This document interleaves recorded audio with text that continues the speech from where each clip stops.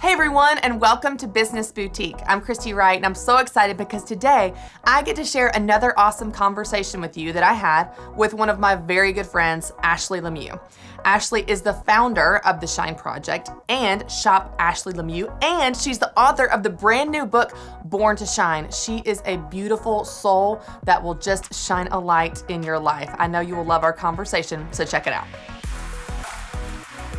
Hey everyone, and welcome to Business Boutique. I'm Christy Wright, and I'm so excited because I am hanging out with my real life friend, Ashley LeMieux. Ashley, thanks for being here. Hi, thank you so much for having me. I'm so excited. So this is fun. We've never had you to the office in like our real world of Business Boutique, but you and I get coffee and lunch and hang out because you're Nashville local, Yes. which I love. And so I have just so enjoyed getting to know you and getting to hear your story. But for our listeners that may not know you, tell us a little bit about what your business is and start at the beginning, like the very beginning, how this whole thing got started. Okay, so my company is called The Shine Project, and about 7 years ago now, I was in college trying to figure out what it was that I wanted to do with the rest of my life. Newly married, had literally no money to our name. And I knew that when I graduated from college, I just needed to do something that fulfilled me so that I could be happy when I went to work. Sure. And during that time, I was interning at an inner city high school in Phoenix, and I was working with these first-generation college students who didn't have a lot of resources or mentorship to get from where they were in high school to then getting a higher education in college. And as I met these students, I knew that I needed to help them make that jump. So I decided that I was going to also start a blog at that time. This was when people were blogging on like blogger.com, before Instagram, before Pinterest, before anything. And so I started a blog called The Shine Project. I had chosen a word that I wanted for my year to motivate me, and the word that I chose was shine. And I thought that if I was struggling with the things I was struggling with in my life, just these dreams that I wanted to pursue but was really fearful of how to make it happen, that there were so many other women who had to been in my same boat. So I started a blog called The Shine Project, where I created just this really supportive community of women where they could come online to get resources and encouragement and motivation from me and the other women involved in this online community. And that grew quickly. So by the time I was in this internship with these inner city youth, I knew that I needed to use my online platform to be their voice and help raise money for them to go to college.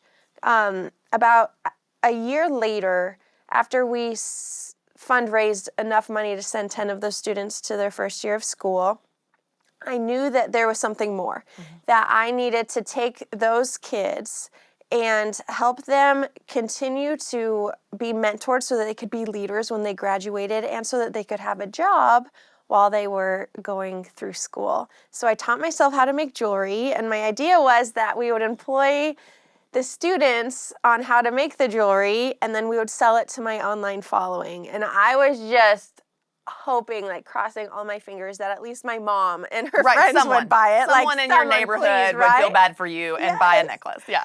And I told my husband, hey, I know we have no money, but I'm going to invest $300, which is probably half of what we had, in these jewelry supplies and employing these kids, and then we're going to see what happens. And so that's how everything started. Which this whole idea is kind of crazy. Like looking back when... It is really crazy. You didn't know what you were doing. You're like, okay, I see this need here and I've got this platform here and I'm going to take $300 here and go get some supplies. Like you're connecting dots that are not even remotely connected. But I love how you had this dream and you're like, I'm going to make this work and I'm going to do this in a way that is filling a gap in multiple different places. Jewelry for the women online, jobs for the students that you wanted to help. And in the beginning, you were really, really scrappy. And I want to talk about this because so many women that I work with, Ashley, they think that business is so sophisticated and you have to have an MBA and you have to have a business mind and you have to have all these qualifications and certifications and validations, all these things. And what I tell them again and again is usually it's people like you that are just getting scrappy. Yeah. You're like, I'm going to take $300 and I'm going to see what I can make out of this. Yes. And so talk to me about those early days, not only the fear, but how you pushed past the fear to just make the thing work. So when we launched it, we were living in our little 2-bedroom cockroach-infested condo. And it was so terrifying, but also I had so much hope because I didn't want that to be my life forever. Sure. I didn't want to live how we were living forever, and I was also working a job before the internship that really just sucked the life out of me, and I didn't want that to be my life either. So it got to this point where I was like, you know what, if I want something to change in my life, there are some risks that I have to take to get the wheels moving the direction I want my life to go. And so at first we would have the students come over to our little tiny condo and teach them how to do the bracelets, and then we would send them with supplies to go back to where they lived, and then probably 2 to 3 times a week, I would make the rounds, dropping off and picking up supplies, and it would literally take all day because they lived about 45 minutes to an hour away from where we lived, and so I was just like toting around in your trunk, just throwing the boxes, putting the stuff in there, But I felt like I just had these blinders on because I think sometimes I think that if I had gone to school for business or had any experience doing what I was doing, it would have throttled me back because I would have realized right away how difficult what I was trying to do was. And I also probably would have gotten in my own way a little bit. Yeah. More. So it was almost a blessing that you didn't know any better, right? I didn't know any better. I was like, let's do this. Yeah, Like, I love it. We can do this. Why not? Yeah. And so I didn't have much to lose, but I knew that if we could make it work, we had everything to gain, and we had so many lives that could be changed that it was worth a shot at least. I love that. So from the first time that you started and you took your $300 and you got your supplies and you're driving around with these students, dropping off supplies, picking up the jewelry, was there a point at which, especially in the early days, not like, oh, it's super successful, but where you realized this is working. I'm turning a profit. I can do it again. The women are buying it. I need to go get more supplies. I'm going to reinvest that money. Was there a moment where you felt that validation, like it's no longer just a theory and a hope and a dream and a wish? This is working. This is gonna work. Yeah. So right when we launched it, we sold out of all the jewelry that we had made, which wasn't a ton, right? Because I only had $300. Right. But now instead of $300, I think we had like $1,000 because we had turned it over, and I was like, okay, we can do more. And so we just slowly kept selling online, and then we went to our first in-person event where we took the jewelry to just this little women's boutique event where they could come shop, and we sold a few $1,000s worth of jewelry, and at that time it just like blew your mind. Blew my mind. And so then I thought, we can not only sell online, but there has to be events across the country where you can go set up like this because people are going to buy it. That's right. And so then we started figuring out, well, where can we go in person so we can reach people who don't know what we're doing yet? And then that led to us eventually doing wholesale trade shows and just doing much bigger in-person markets. But it all started just from those little... Was that a little bit scary when you started to get a taste of that success, when you go to a boutique event and you bring in $3,000 where, 5 minutes ago it seemed like you had $300. Did you feel this weight of this responsibility of like, oh, I've got to be really smart with how I manage this money, and now we've got to did you have to feel a pressure to get more sophisticated or to steward it well, because it did increase so quickly, Yeah. I did. I felt a lot of pressure to steward it well, especially when it came to who do we hire, where do we put this money, because still, even though we brought $3,000 in the long scheme of the business, that's still not a lot, right? And so I couldn't go crazy with what was going on. I had to be really careful and strategic about what happened next. I remember the first time we signed up for a wholesale trade show.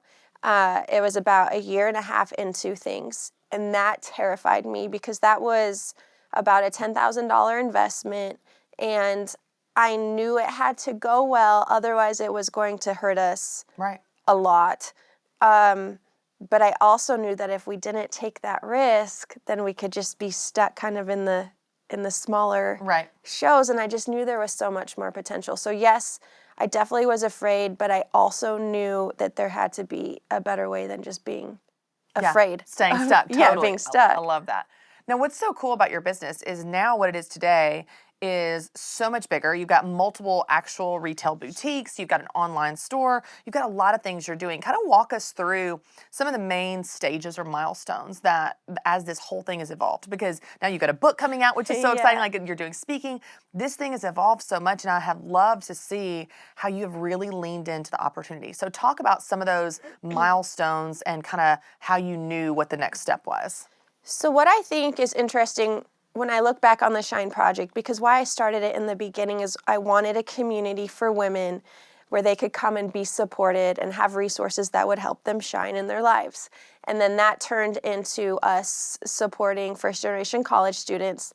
And then once that really started going, that took all of my time and resources and attention. And I found myself trying to manage this company who at one point had almost 30 employees, and we're in tons of stores across the country, and we have so much product coming in and out all the time. And I was like, whoa, like this is a lot. Yeah. And it's hard to do both. I couldn't do both. I was fully submerged into having the Shine Project product grow and helping these youth. As that grew and as different things happened in my personal life, I realized probably 2 years ago that had fulfilled its purpose and that I needed to pivot a little bit to get the Shine Project back to really supporting women and having our products support that instead of lead that. Yeah. And so I had to figure out, what does that mean? Because Right. that's scary to pivot. So Right. what does that mean?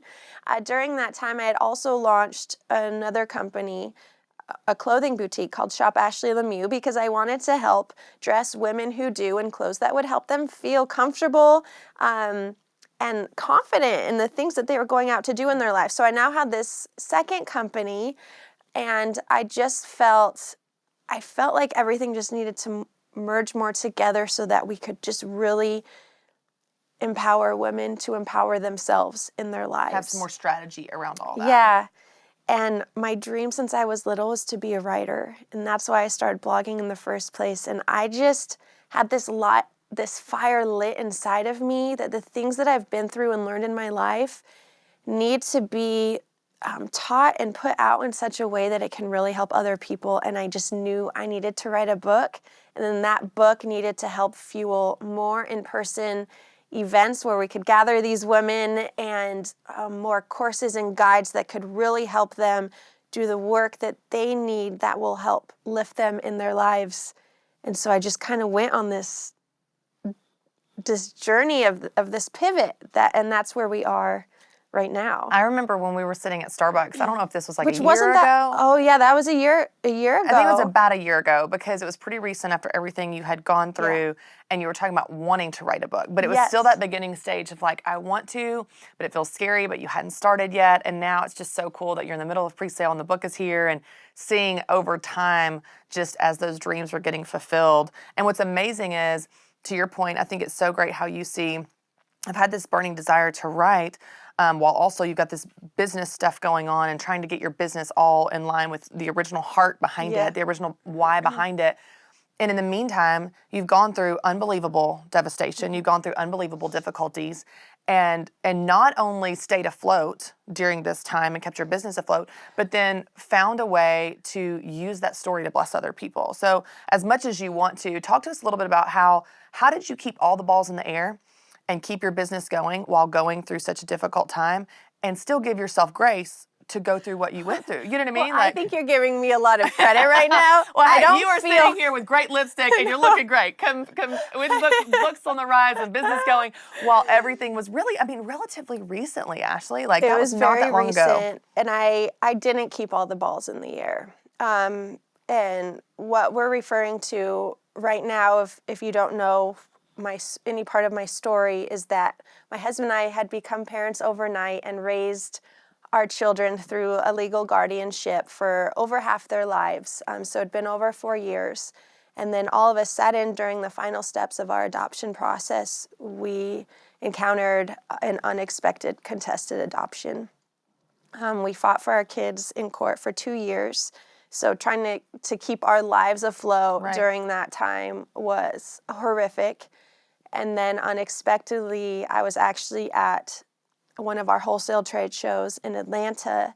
I got a call that we were losing the kids the next day. Yeah. And no one was letting me come home to say, like, it was just done. Overnight. Yeah. Overnight. And we never had any inclination that we weren't going to be a family forever and ever. We weren't even foster parents. It wasn't even on your radar. It was us four forever and always. And so then we have two components, which was the fighting for them that lasted 2 years. Right. And then losing them. Right. And then that grief that followed. Sure.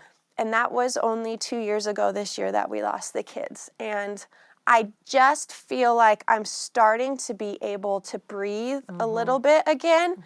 And I didn't keep all my balls in the air. When you lose your kids, how can you? Yeah. You can't. Right. And so Your whole world has been turned my upside whole down. world was turned upside down. It affected our business a lot because I didn't have the right people in place who also took advantage of that situation. Yeah. I remember us talking about that. Yeah, while I was away. And so in my life, though, it got to a point where I was in such a big depression and in such this traumatic PTSD time that I was honestly worried about basic human needs. Like, how am I going to eat today? How Just am I get going up to and get get going. out of bed today? And so it was so hard because I still had these employees Right. and this business Right. and this community of women, but I literally could only get up sometimes. But here's what I've learned from that is that has now started, just like little by little, has started to transform into where we are today, because I know that if I can turn my pain into my power in my life, then I can help women do the same Right. in theirs. And as I started sharing my story a little bit more, because we had to be quiet about what we were going through with the kids for so long, and Right. once I was finally able to start talking about it, the amount of messages, thousands and thousands of women coming out and sending messages, thank you for sharing that. Here's what's going on in my life. Here's what I need help with. And I'm like, Right. there's so many of us who feel so alone and so just heartbroken, Yep. and we just need help. And so that kind of fueled my fire to pivot a little more, because I just knew that it was time right now to focus on helping women shine again. Yeah, it's amazing how I feel like even in the online community and social media, it's so easy we have these connections and we're high-fiving and commenting and putting little hearts and emojis and all that stuff, but we have no idea what that person is going through and what life they're living, what shoes they're walking in. Even here at our company, in the last few months, I've heard about a couple different team members that they have family members that are going through major health issues that are just devastating, children and spouses and stuff, where you see them every day. You see them every day in meetings, and you would never know what they were going through. And so as you share your pain online, as you share your story online, for people to be able to say, oh my gosh, that gives me such hope because I have pain too.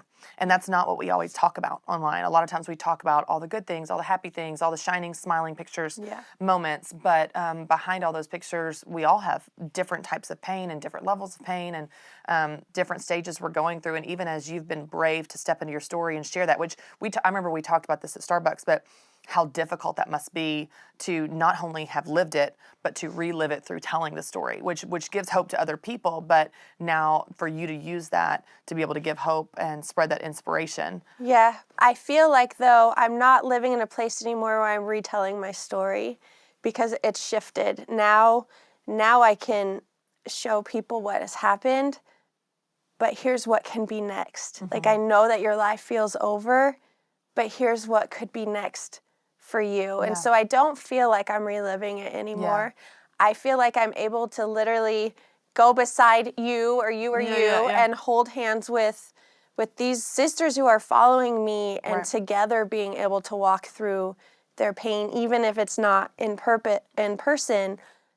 But I've just really learned what tools are needed to get through really hard times. And Yeah. so I feel like now it's my privilege to be able to share that with Yeah. other people. Yeah, to be able to connect in that way. Yeah. You know, Ashley, I can't even imagine how difficult that time was. And the way that you describe it, you know, I didn't keep all the balls in the air. I didn't keep it going. It was hard to even get out of bed.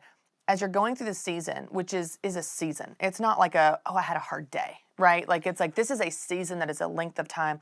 What are some practical things that you did to give yourself grace? Because I know, and I was even just talking about this with you, a lot of our listeners and viewers are people that they have these big business goals and they have a lot of responsibilities, but something happens in their life. They might be pregnant with twins. They might be going through a health issue. Their husband lost their job. They're going through a season that is difficult and it's full of pain, and they need to give themselves grace during that season. And so what are some things that you did to give yourself permission to heal and grieve and just kind of get through? So this is such a big question, and I've noticed that it's transformed just through the different season even of grief that I've been in. In the beginning, literally my goal was to get up in the morning. Yeah. And it sounds so simple to say that, right? But when you feel like you've been blanketed and your world is dark, I used to describe it where I literally felt like I had watched someone dig my grave, put me in it, and then bury me back up. And I was just laying there. That's how life felt like. Like, I didn't know that you could still be alive and feel so dead at the same time. And so I didn't know what to do because I didn't want to be, but I was.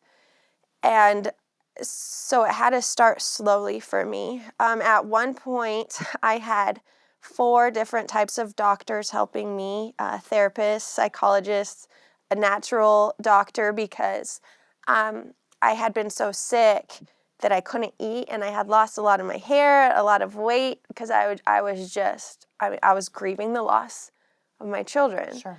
And so I had to start first, like, taking care of myself, which was also hard because for so long I'd been the last priority. My priority was fighting for my family and running my company, and all of a sudden I had to become my number one priority. And I think especially as women, we don't put ourselves first a lot. Right. And that would be the number one step, is that outside of everything else that you're trying to do, you have to be number one, because you can only pour out as much as being poured back into you. Right. And if you're empty, it doesn't do your business good, it doesn't do your family good, it doesn't do your kids good. You're not able to serve in the way that you were made to serve other people if you're empty. And so that was the first thing. Yeah. And then I started doing little things like setting little goals each day. So my biggest question that I still ask myself this every single day when I get up, is, what is your intention today? And I needed to be able to do that so that I had a purpose throughout my day that could help me feel fulfilled, but also so I could stay on track. When you're going through hard things, your purpose that day might not be to go make $1 million company, right? Right. It might be to serve yourself, or it might be to just show up in love to people who need you, or it's going to be a smaller intention. But what I have learned is that over a period of time, those daily intentions lead to the bigger goal that you want. And I just really felt this shift in me that I had to heal. And not that you fully ever heal from some things in life. Right. But I just needed to work on myself before I could go back out and try to do anything else. And you know what? My company felt the hit, relationships felt the hit, but my life took a hit. That's and right. So you can't expect to just go out and just keep, owning the world in your Right. dream way when life hands you a different card. Something that has helped me is, and I still do it, but I think a lot of times we want to be, we see ourselves as here, but we want to be here. And maybe over here means that we have this really successful company, or we have a really great relationship, or we have these kids, and we're here. But if we're here, we tell ourselves, then we'll be fulfilled, Right. then we'll be happy, Right. then we'll have joy. But what I've learned is that this getting here never comes if we can't feel the power in where we are. Yeah. And so as I was going through this grieving process, my husband and I did take a time out from life, and we went and traveled for a while. And there still be times where I would just be overcome with such sadness, wanting it to all be away. I would literally start yelling, "I am here," and start throwing my hands up in the air so I could just celebrate where I was. Yeah. And I think that that's something too that we need to do more of when we're in the process of trying to get to where we want to go, is celebrating where we are right now and allowing that to be enough and allowing that to be okay. That's so good. I love that, just that whole idea of even just contentment where you are, because the way that I found it, whether it's with money or success or whatever, it's like the finish line always moves, because It you get always there moves. and then the line has moved to Yeah. something else. So it's like, if you can't be content where you are with your 200 Facebook followers, with your, $30,000 a year, whatever it is, it's not saying you don't want bigger dreams and No. goals. We all do, but learning to be grateful where you are, then you're going to miss the moment you're in every season that you're in. And so I Yes. love that even when it's difficult, throw the hands in the air, I'm here. So I love that, even that visual. Ashley, I would love it if you would just speak directly to our viewers, to our listeners, and just maybe give them some words of encouragement for someone that right now is in those trenches. They are going through a difficult time, and it may be completely different than the difficult time you went through, but they are feeling hopeless, they're feeling stuck, they're feeling like, I want to be there, and getting out of bed is really hard. So maybe just give them some encouragement and hope, because you've been there, and you know what that's like. Yeah. First of all, sister, I'm so sorry.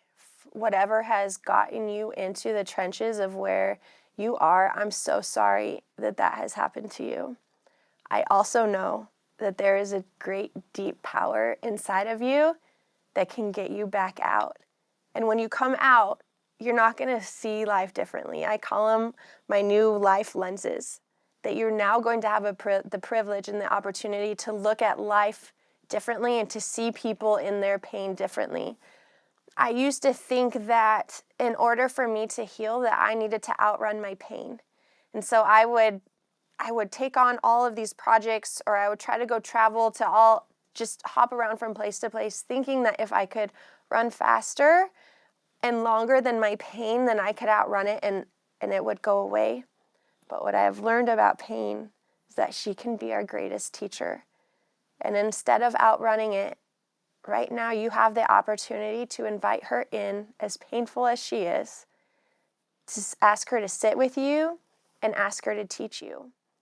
And it's in those moments where you learn from your pain or your grief or your depression or your anxiety or all of those things that are weighing you down right now, that is going to turn into your power one day. And I know that you can turn your pain into your power. And so you just have to keep going, and you can do it. Because if I can do it, I know that you can do it too. Oh, thank you for that. I know that sometimes it's hard to speak directly to them, but I know that it's also, those are the most impactful moments, because they hear directly from you and directly from your heart. Now, you have got some really exciting things coming up. You've got your book where you are speaking directly to your readers, speaking of, and telling your story and spreading hope. So let's just talk about the book for a minute. So when I was little, I was really shy. And I would go home from school after not talking to anybody all day, and I would write everything I wanted to just pour out, and then I'd throw it under my bed. And that's just how I communicated, and that's just how I expressed myself. And if you knew me when I was 8, and you asked me what I wanted to be when I got older, I would tell you I wanted to be an author. That has been always my dream. And if you asked me what I wanted to write about, I would have told you I want to write books that help people heal their hearts. And so I just feel like it's been something that was just in me forever. But growing up, I heard so many people say, well, what do you really want to do? Or, oh, that's really hard. That's cute. Or that's cute. Or like it wasn't this serious thing. So I always thought, oh, that must not be something I can actually do. I have to go figure it out. Last year, around the time that we had met, maybe a year and a half ago, I felt like I kept running into a brick wall, that I could not progress anymore in my life until I wrote this book. And I didn't know why. Now I do, because writing this book helped heal me so much, and I also know it's going to help bring power into so many women's lives. And I didn't figure out the title until the very end. And I had a dream of what the title should be because I was really struggling with what it was. And the title's Born to Shine.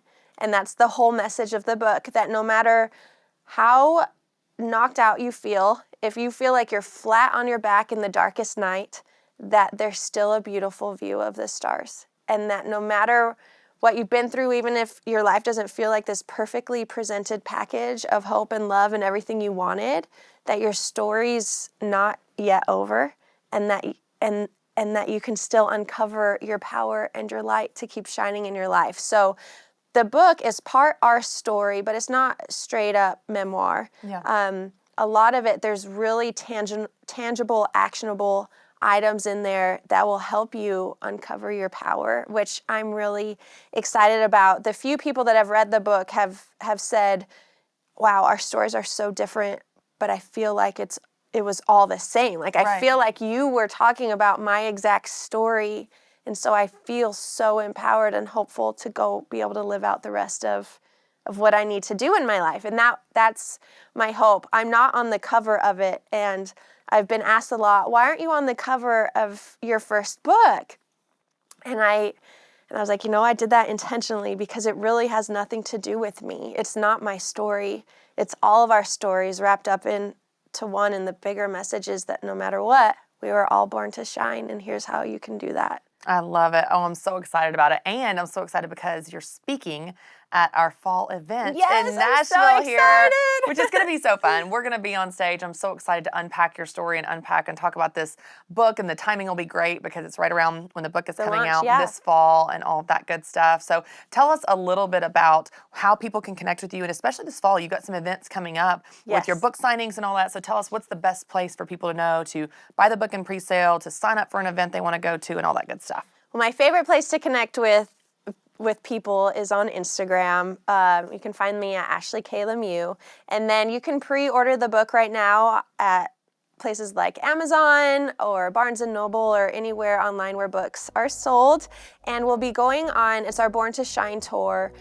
We had our first one this spring, and our second one leading up to the book release will be the end of September to October. So you can also head to Instagram to find our website so you can see if we're coming to your city and connect that way. Oh my gosh, it's going to be so much fun, and I love the energy around this book and the energy around you and your story and just the hope that you're spreading, Ashley. Like, it's just so amazing to see how God is using you in this space, and we're such kindred spirits because we just love helping women be set free. So the ladies at the Business Boutique event are going to love you. We're going to have a lot of fun. I'm so excited I know you're to be busy, there. even though you're here. So thanks for coming by. Thanks for hanging out with us. We're so glad to have you. Thanks so much for watching, and don't forget to subscribe to my YouTube channel. And if you want to hear more from Ashley and all of our amazing speakers, well, you don't want to miss our Business Boutique Conference in Nashville this October. You can get your tickets and find out more information by clicking the link below.